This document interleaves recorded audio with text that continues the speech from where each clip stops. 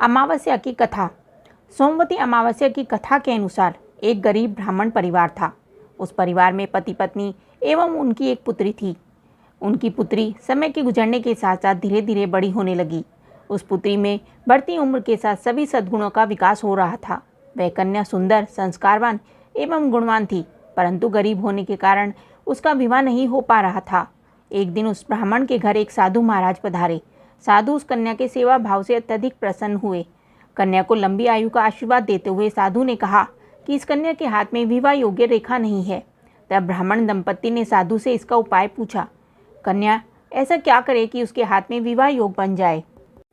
साधु महाराज ने कुछ देर विचार करने के पश्चात अपनी अंतर्दृष्टि में ध्यान करके बताया कि कुछ दूरी पर एक गांव में सोना नाम की एक धोबिन महिला अपने बेटे और बहू के साथ रहती है, जो बहुत ही आचार विचार एवं संस्कार संपन्न तथा पतिपरायण है। यदि यह सुकन्या उस धोबिन की सेवा करे और वह महिला इसकी शादी में अपने मांग का सिंदूर लगा दे तथा उसके बाद इस कन्या का विवाह हो जाए तो इस कन्या का वैधव्य योग मिट सकता है। साधु ने यह भी बताया कि वह महिला कहीं बाहर आती जाती नहीं है। यह बात सुनकर ब्राह्मणी ने अपनी बेटी से धोबिन की सेवा करने का प्रस्ताव रखा।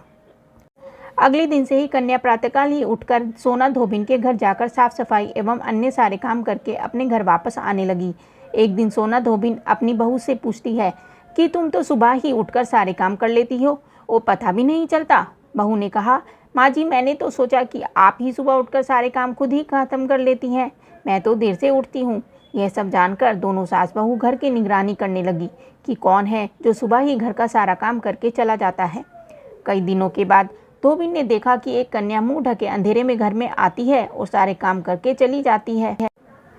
जब वह जाने लगी तो सोना धोबिन उसके पैरों में गिर पड़ी। पूछने लगी कि आप कौन हैं और इस तरह छुपकर मेरे घर की चाकरी क्यों करती हैं।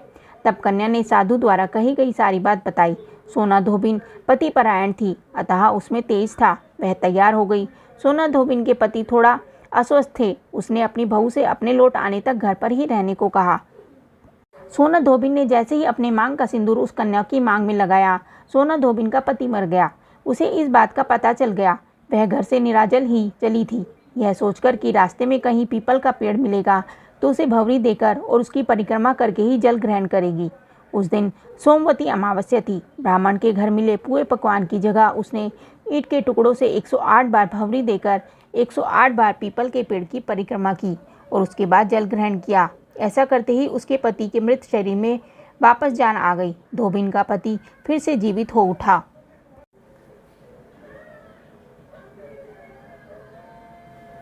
ये कथा आपको कैसी लगी हमें कमेंट करके ज़रूर बताएं। धन्यवाद।